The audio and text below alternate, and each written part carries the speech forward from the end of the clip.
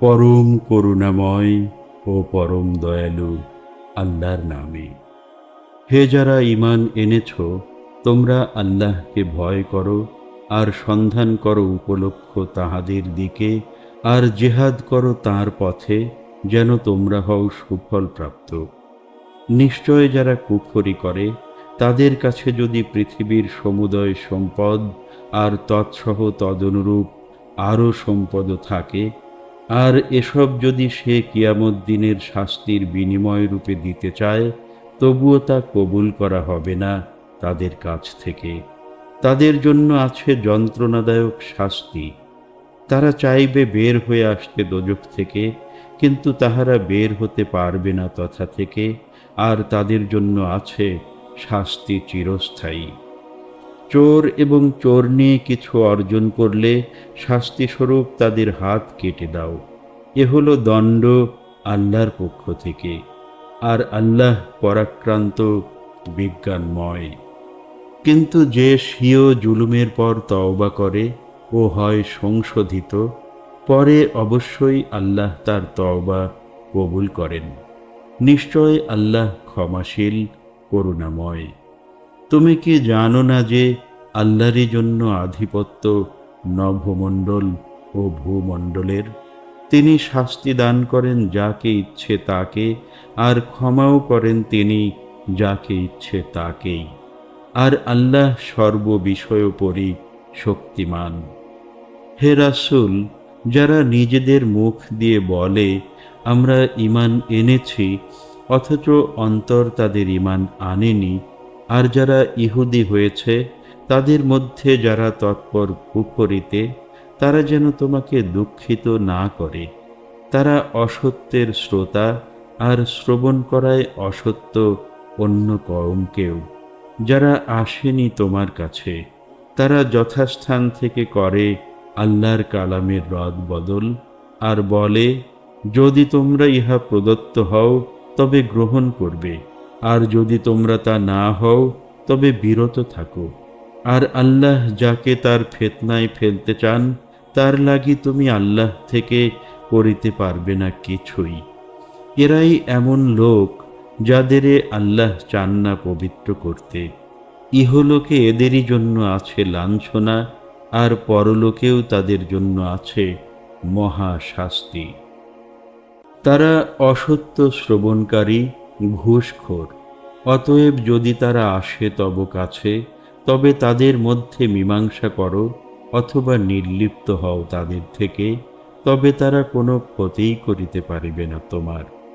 আর যদি তুমি তাদের মধ্যে মীমাংসা করো, তবে তাদের মধ্যে সুবিচার করো।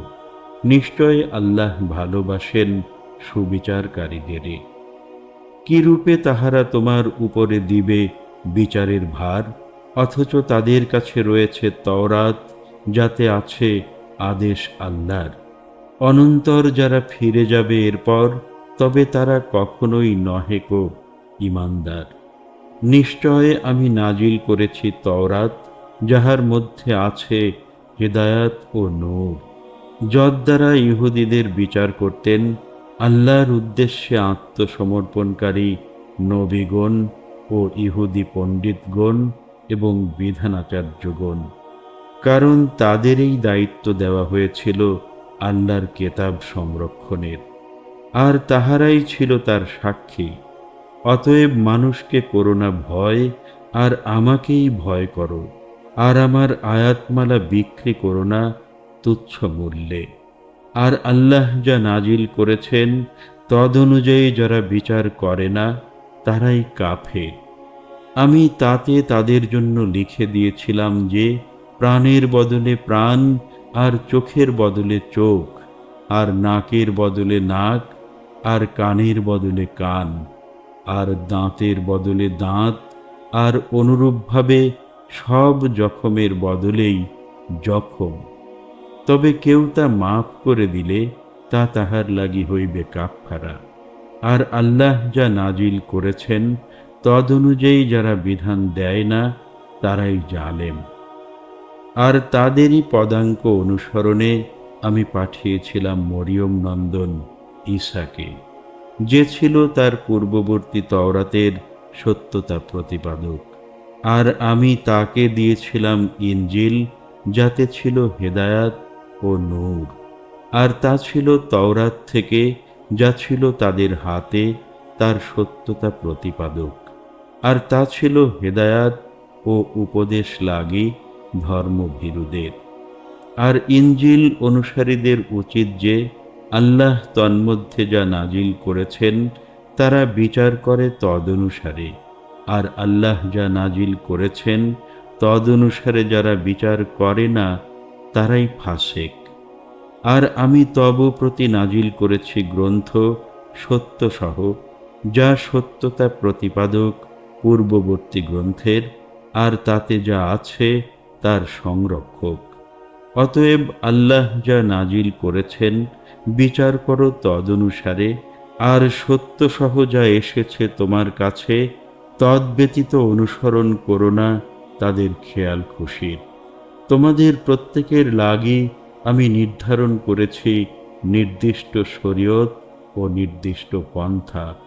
আর আল্লাহ চাইলে তিনি তোমাদের সবাইকে করে দিতে পারতেন এক জাতি, কিন্তু তিনি তোমাদের পরীক্ষা করিতে চান, যা তিনি দিয়েছেন তোমাদেরে তাই দিয়ে। অতএব তোমরা ধাবিত হও কল্যাণের দিকে, আল্লাহরই দিকে ফিরে যেতে হবে তোমাদের সবাইকেই। পরে তিনি জানিয়ে দিবেন তোমাদের সে বিষয়ে যা নিয়ে তোমরা করিতে মতভেদ। আর আল্লাহ যা নাজিল করেছেন তদ্বারা তাদের মধ্যে বিচার করো, আর অনুসরণ করো না তাদের প্রবৃত্তির। আর সতর্ক হও তাহাদের থেকে, যেন আল্লাহ যা নাজিল করেছেন তোমার প্রতি তারা তার কিছু অংশ থেকে তোমাকে বিচ্যুত করিতে না পারে। পরে যদি তারা ফিরে যায় তবে জেনে রাখো যে আল্লাহ তাহাদের শাস্তি দিতে চান তাহাদের কোনো কোনো পাপের লাগি। আর মানুষের মধ্যে নিশ্চয় অনেকেই ফাসেক, দুষ্কর্মকারী। তবে কি তাহারা চায় জাহেলি যুগের আইন কানুন? আর ইয়াকিনকারী কওমের লাগি আল্লাহ ছাড়া আর কে উত্তম আইনদাতা? নিশ্চয় আল্লাহ সত্য বলেছেন।